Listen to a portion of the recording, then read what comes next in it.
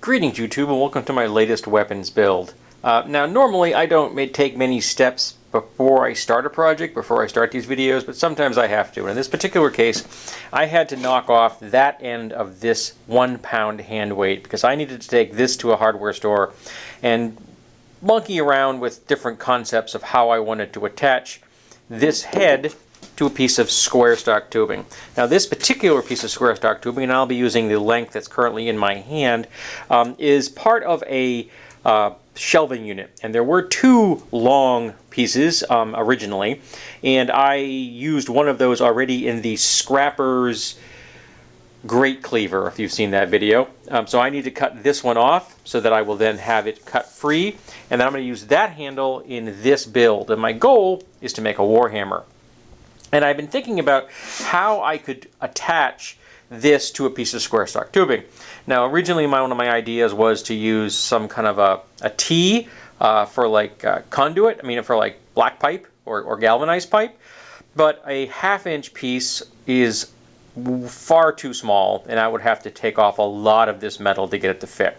And a 3/4 inch piece, which is, they don't come in anything, there's no steps between 1/2 inch and 3/4 when it comes to pipes. It's just really sloppy, and the scale is all wrong. I even looked at copper tubing, and the copper tubing is much closer to what I need, but it's thin, and it's just copper tubing, and it doesn't really match what I was going for. I wanted to have something that looked a little bit beefier, a little bit stronger. So what am I going to do? Well, my idea here is, once I get this thing, imagine this is the piece I'm going to be using. I want to use a cutoff, a hole saw to come in here, a hole drill, a hole saw for like my drill press, and come in like this and make a scallop right on both sides, so that I can then sit this in that scallop. Now to attach this to that, I'm going to use this. How am I going to use it? Well, I'm going to drill a hole somewhere down here and put a 1/4-20 nut in that hole, a 1/4-20 bolt in that hole, and then I'm going to pass this in, pass that through, and then that will then capture this thread here. So this eye bolt then becomes stuck in there and you can't move it. I will then put this through a hole in here and then bolt it all together. So this will be in here, then I'm just going to put a nut on the end and pull it in so the whole thing tightens up. I'm actually thinking of using a cap nut for that particular job, though I will tighten it down initially so I get the right length of threaded rod, of the length for the threading with a standard nut. Once I figure out how long I want it to be, then I can take that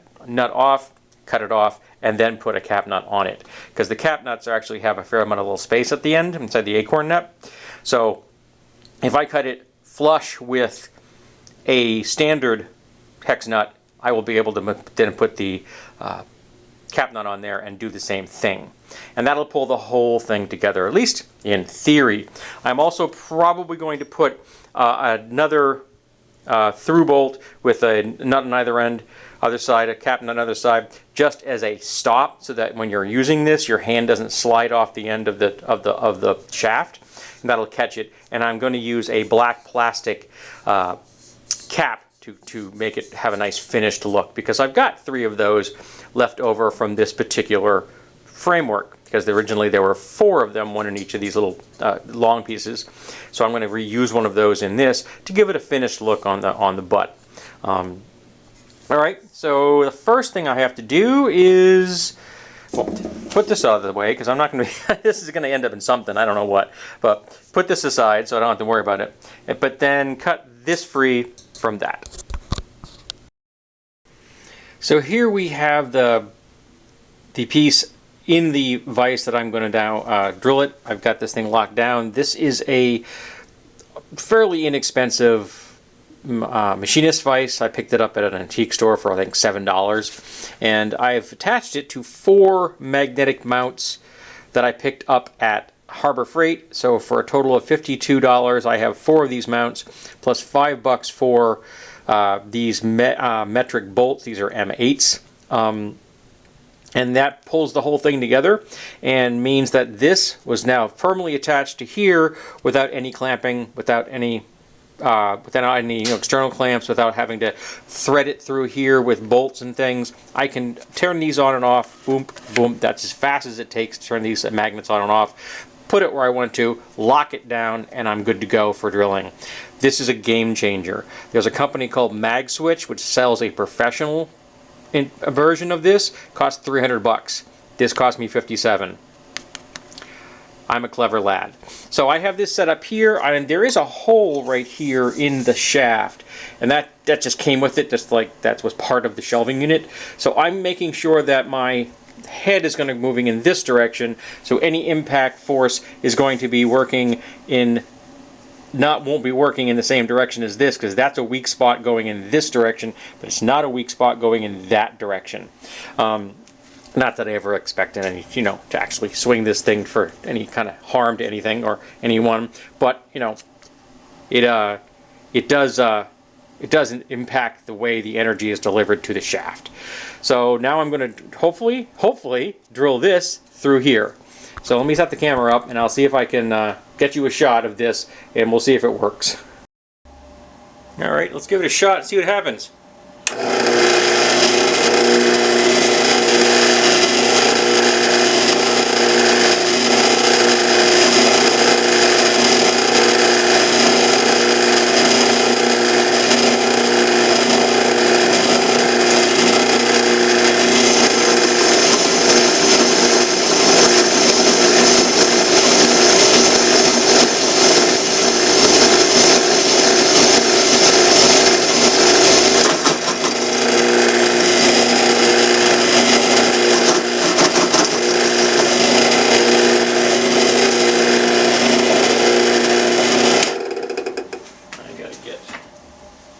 Waste out. There we go. Don't need that in my way.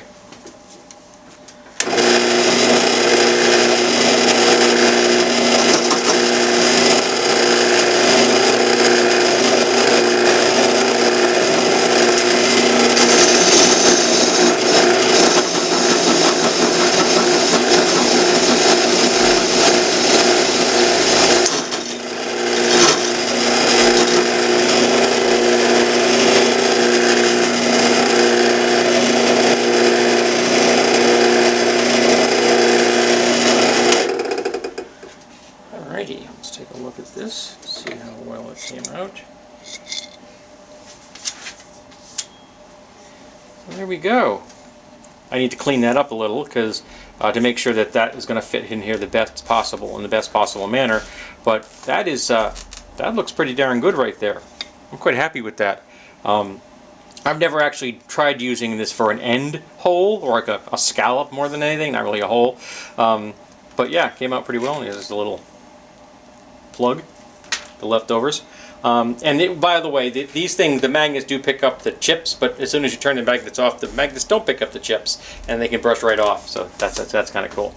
Alrighty, so now I'm doing a little cleanup, make sure that that head is going to fit in here the best way possible, and then it's going to be the next step is going to, well, I still have this in the rig, put a new drill bit in here because I need to drill a 1/4 inch hole through that shaft, and this is going to be the best way to hold it, and I'll explain that in a second.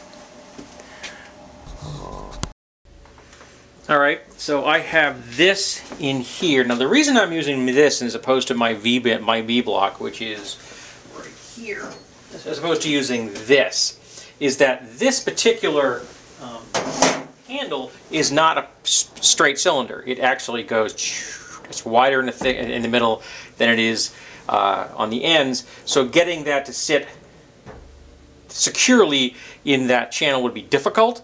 In addition, it's not very long, so getting a clamping device in there would also be difficult. So rather than do that, I've set this up here, and I've got this set up so that I'm working, this is lining this up here so that they're all in line with each other, so that this is a horizontal, and then I'm going to drill this right on through. I've already put a little dollop of lubricant on the object, so let's see how we go.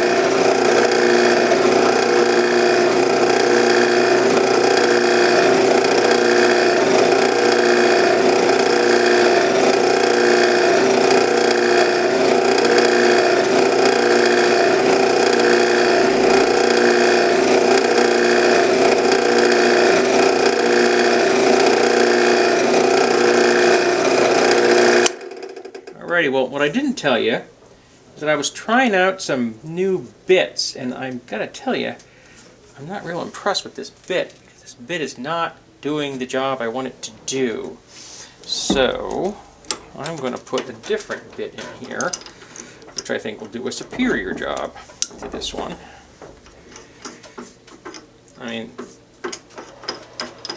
a lot of the Milwaukee bits are decent for a lot of thinner materials, but I think I'm going to have to get out something which is a little bit tougher. I can't remember where I got this one, what brand this is, but it's done me best when it comes to anything that isn't super hard.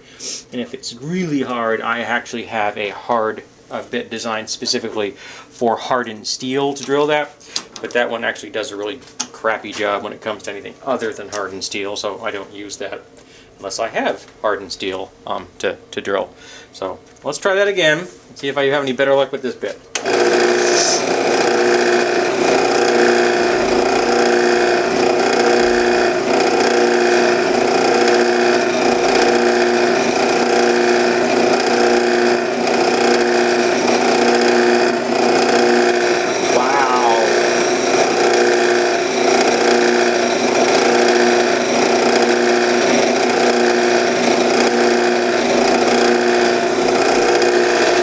Okay, this is actually very, very hard. I was not aware of that. I didn't think that you would put very, very hard steel on a hand weight, but apparently they have. So, I'm going to have to break out my very, very hard drill bit and see if that one works. I don't want to move on any of this stuff.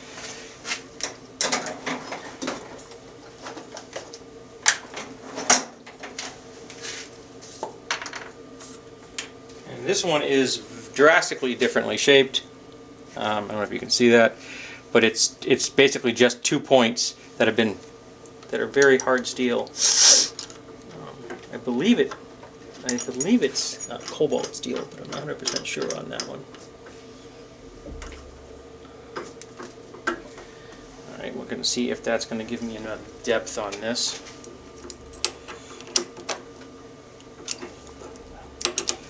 Should. I'm not sure about that. Let's try this again and see what happens.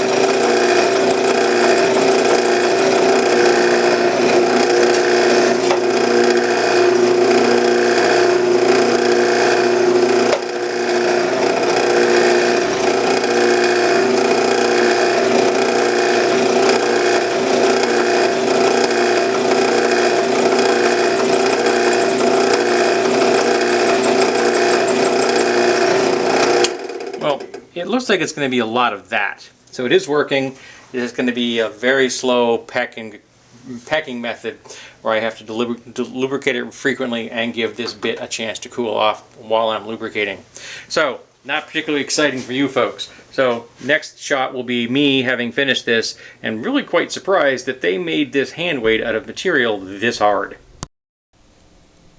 Well, that was the slowest hole I've ever drilled in my entire life. Now, I had originally wanted to have this flat with the hole being perpendicular to it. But as I started, it began to do this on me. So I noticed it and I stopped, and I reset the shaft so that reset this thing so that the drill was going through the middle, and it is in fact in the middle now, which is awesome. But it's also not quite where I wanted it, but it's in the middle, and that's far more important than anything else. And it is the right size. Also real darn important. And this is the bit I mentioned, and it's the bit itself is still in excellent condition, which is also good because, you know, I have many hard holes in the future to drill, I'm sure. So where we have the cutoff, the circle, the hole side bit I had, those are the plugs it made out of the shaft, which was much easier to drill. This was a bear, it really was. Alrighty, so now I have to figure out where I want the hole, which will be going this way, for the cross hole, and that will be what I'm catching that eye bolt on.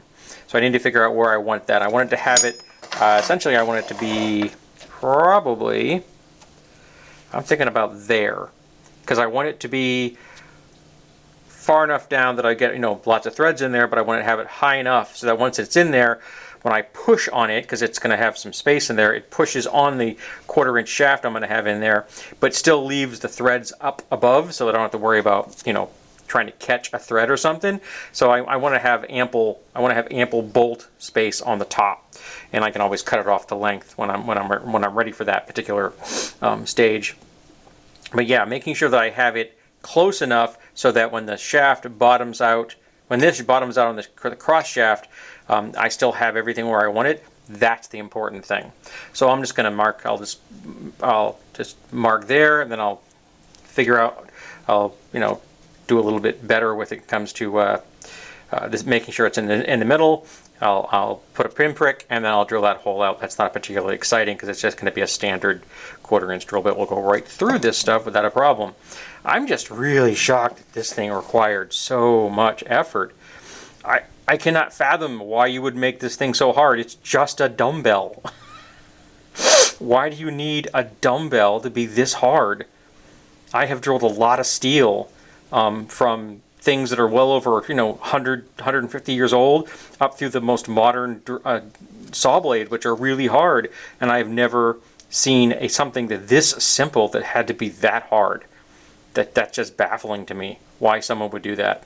I don't know the brand name of this weight. I bought it at a thrift shop for $2, but kudos to them for, you know, making a product that is definitely very, very sturdy.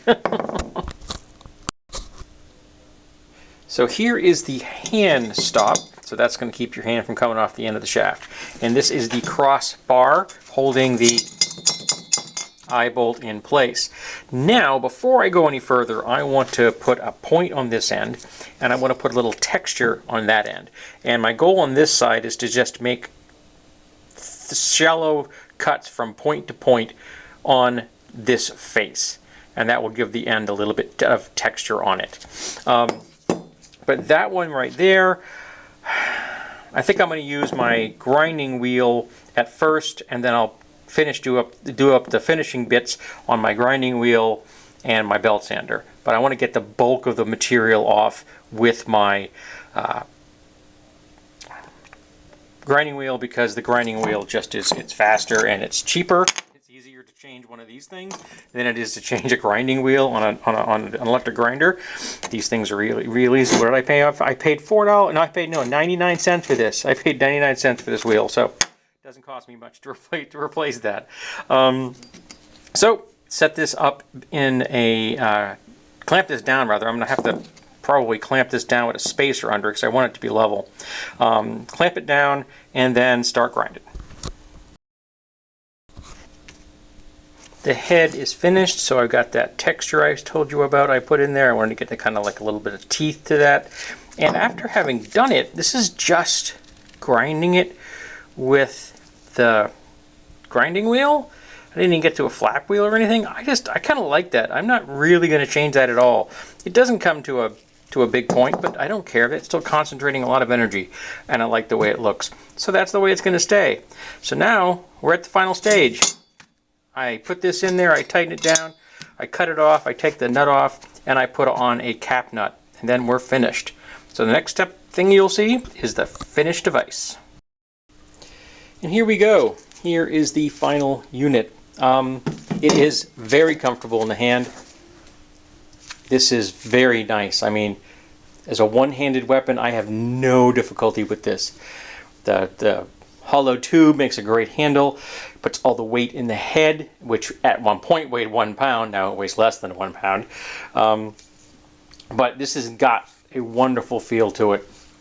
And the stop definitely works exactly as I imagined it. In fact, you can comfortably hold it like this and then slide it down and catch it with the other one with the stop. So yes, I'm very happy with this. Now I realize that this is not the most efficient method of holding it together. I mean, the best method would be to weld it. I don't have the capacity for welding, so I don't know how to do it yet. I don't have the gear. Someday, hopefully I will, but at the moment, I don't. And in the long run, these are art pieces. They're dangerous art pieces, but they're art pieces. I'm never going to hit anybody with this, so the fact that I don't know if it's going to survive, multiple impacts, whether it would come loose or not, is not really of concern to me, because I'm never going to hit anybody with it. It just isn't going to happen. So I'm really happy with this build. I saw this and I'm like, hey, that's very cool. Now I actually have a larger one, which I think is a 2 pound, maybe it's a 3 pound, that I plan on at some point doing a very similar concept, but making it a much bigger build with bigger fasteners and bigger holes. But I don't know how the heck I'm going to get it. Now that I think about it, getting through that's going to be a bear. I'm going to have to figure out what fastener I want to use and buy a carbide bit that size, because there is absolutely no way I'm getting through this thing with a standard bit. Even using my carbide bit, it was just a bear to drill that hole. It was not fun. Yeah, definitely I'm going to have to look into that.